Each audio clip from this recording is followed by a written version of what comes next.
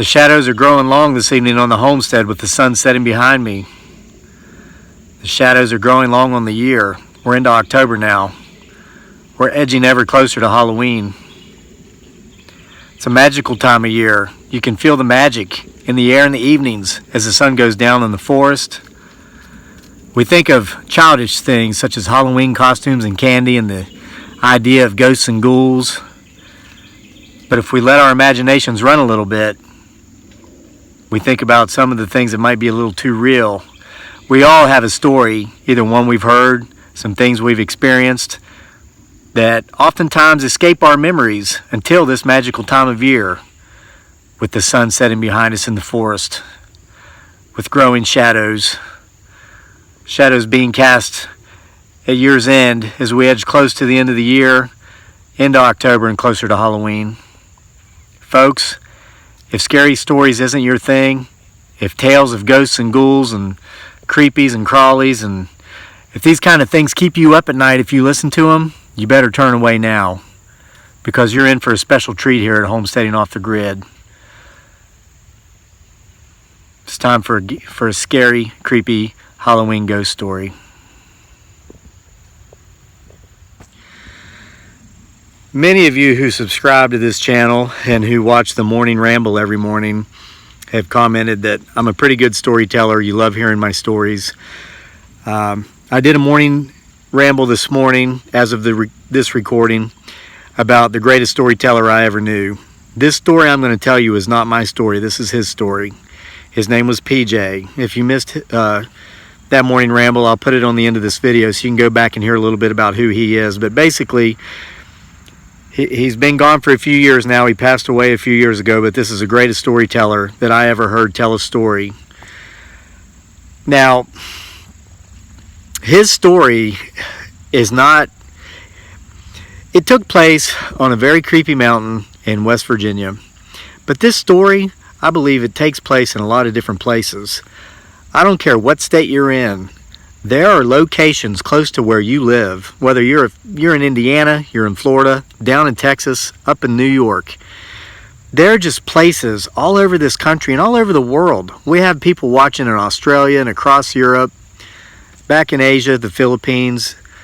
There are just certain places where certain things took place where a lot of folks would say spirits still dwell. You can visit these places and sometimes you just feel something. We're not here to say whether these things are true or they're not. We're just here to tell you PJ's story. It's the name of the man who was the greatest storyteller I ever knew. PJ and his son Marlon, and this was many years ago. Unfortunately, his son has passed on as well, far before his time, many years ago. And old Bill, one of their buddies, knew a place, a strange place, high atop a mountain, where once upon a time there used to be a small community. If you were to go there today, you could probably find some old foundations of some old homes that fell a century ago, or at least half a century ago. Maybe they made it through the Great Depression, but they never made it out of the Depression. Part of the old Rust Belt. And again, these places exist everywhere. You could be watching this in Pennsylvania and be thinking of a place that you know just like this in your head. And you've probably felt some strange things going on there when you visited that place. Though this story is unique to PJ's experiences, these places are all over. So PJ and Marlon and old Bill, they like to go hunting at this place, despite the freaky occurrences that they experienced there, because there were some really big bucks there. There were a lot of turkeys, everything they like to hunt. And probably there was so much game there because everybody else was simply afraid to go there. I mean, the stories PJ told of this place, you know, the sun's setting in the woods right now, setting to the west, so the shadows are being cast to the east. He said that when you'd go on this mountain, as the sun set in the west, the shadows would cast to the west. Often the temperatures would increase. It would get warmer as night came. At high noon in winter was often the coldest time of day. PJ talked about going hunting in the same locations on this mountaintop that he knew like the back of his hand and getting lost just about every time he went regardless. But the strangest story he ever told me about this place, he told me the first night me and a couple of my childhood friends spent the night in his cabin on top of a mountain in West by God, Virginia when we were 13 years old. Creeped me out, gave me the chills, and made me fall in love with stories of the oral tradition ever since. PJ, Marlin, and old Bill, they had gone hunting one fall at this mountain, on top of this mountain, and this, by the way, was the last time they would ever go to this place. There was one old house that had stood the test of time enough to where it was at least still standing enough to where they could use it as a makeshift camp. So the brush outside of the house had grown up all around it. They had to beat a trail into it every fall when they went in there to camp, and this particular time when they went in, it was the first, only, and last time that they went in on this particular fall. So of course they had to beat a trail through the brush, the briars, all the undergrowth, the grapevines to get back into the house. The forest would try to reclaim this house every year. So they made their way in. They laid out their sleeping bags. Upstairs, there was still an upstairs on this house. Downstairs, there was still a usable kitchen with their, of course, camping kitchenware. Basically, it was just one room upstairs, one room downstairs. Now, on the upstairs, one of the walls was completely missing. So they had to make sure to stay back far away from that wall, because if you went out, you could fall out of the building and down into a big briary, brush, viney pile of just mess. And that wouldn't be a good experience. So they set up camp. The next day, they all go hunting. They all go different ways. They spend the day in the woods, trying not to get lost, even though they know the way, watching the shadows cast in the wrong direction as sun goes down, and then returning to the camp. So they return to the camp. Nobody had gotten any deer. It was deer season. They go upstairs, they go to sleep. They're sleeping with their heads up against the wall that's still intact in the upstairs of this building. PJ's tossing and turning. He can't sleep because he's hearing what sounds like two little footsteps inside the wall behind his head, coming pitter-patter, pitter-patter, pitter-patter, pitter-patter, right up to the wall beside his head, and then scratching, then pitter-patter, pitter-patter, pitter-patter, pitter-patter. It would run back. Anybody who's ever done any camping in some old buildings or had spent any amount of time in an old barn knows it was probably a mouse, some sort of small rodent.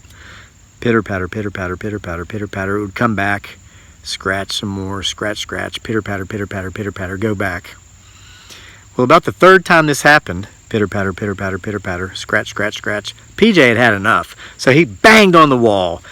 And he heard pitter-patter, pitter-patter, pitter-patter. Then boom, boom, boom, boom, bam, bam. Big, large, loud stomping sounds. And then somebody banging on the wall so much that it woke the other two guys up. They all ran downstairs. They ran outside and they ran to the car. They locked themselves up in the car. After about 20 minutes, they'd calmed down. They'd convinced themselves that there was no way that they had heard what they thought they had heard, because on the other side of the wall, there was no floor, nothing to run on. It was just space. You go outside the other side of the wall and you're up in the air 2 floors off the ground, 2 stories off the ground. So they wrote it off to their imagination. They knew the mountaintop was creepy. They made their way back in. They made their way back up the stairs.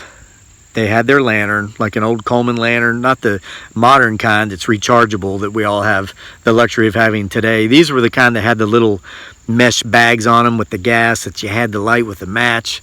So they start making their way back up to the 2nd floor. They look on the wall beside where they'd been sleeping, and it said, leave. The big word said leave, painted in red, dripping, showing by the light. And at that instant, just a swirl and a swarm of bats from out of nowhere started flying above their heads. And so they're trying to keep the bats from hitting them, and they're walking backwards away from the bats. And PJ just happens to look down, and he realizes that these bats are chasing them out the wall that's not there. They would have fallen 2 floors to at least their serious injury, if not their deaths. So PJ reaches down, he grabs his pistol he always kept on his side, and he just starts shooting at these bats. He finally hits one in midair, and as he hits that bat, they all just disappear. they're gone. They just completely disappear, all the rest that were there. The light was still on. They laid it on the floor. It hadn't broken. It hadn't tipped over. All these bats that came from out of nowhere just vanish as soon as he hits one. Well, they decided that they weren't going to spend the night. They were going to leave. So they ran downstairs and they packed their stuff up as quick as they could. Old Bill runs out first. PJ's getting his stuff up, and the last of it, he want to make sure he doesn't forget anything. He goes out the front door, and old Bill's yelling, come on, hurry up, hurry up. So PJ's trying to get through there where the briars and the vines and all these things are on top of him, and somebody's pushing him from the back, and so he's like, I'm a hurrying. And old Bill's on the other side yelling, come on, PJ, hurry up, you got to get over here. And he's getting pushed from the back. Something's pushing him from the back, and PJ turns around and says, Marlin, hold your horses now. I'm getting out of here as fast as I can. Marlin yells from the other side beside old Bill. He says, Dad, I'm over here.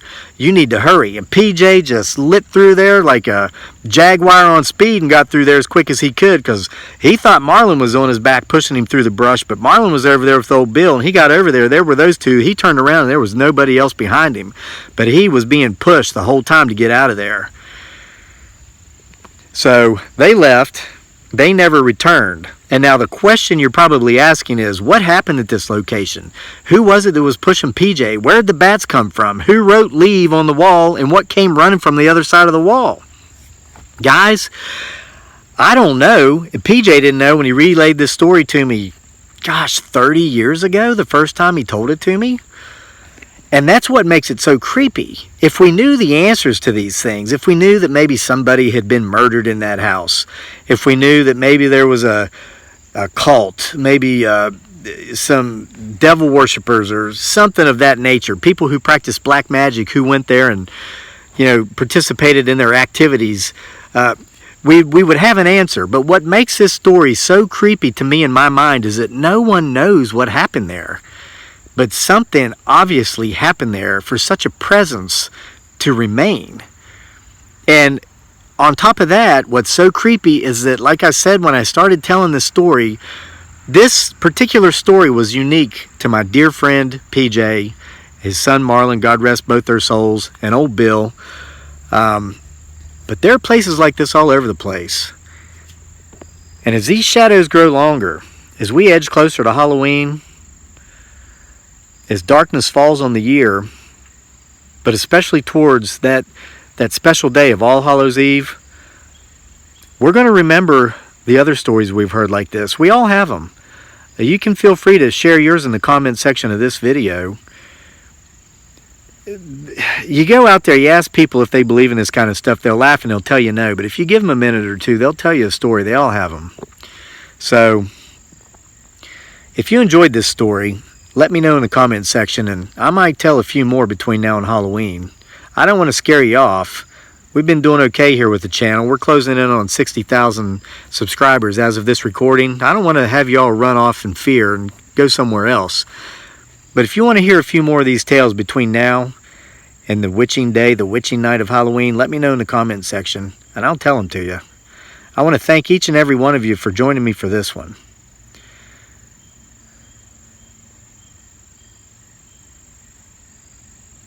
The woods seem a little less peaceful now than they did before I told this story, but I think I'm going to be okay. We'll see you for more next time from here at Homesteading Off the Grid.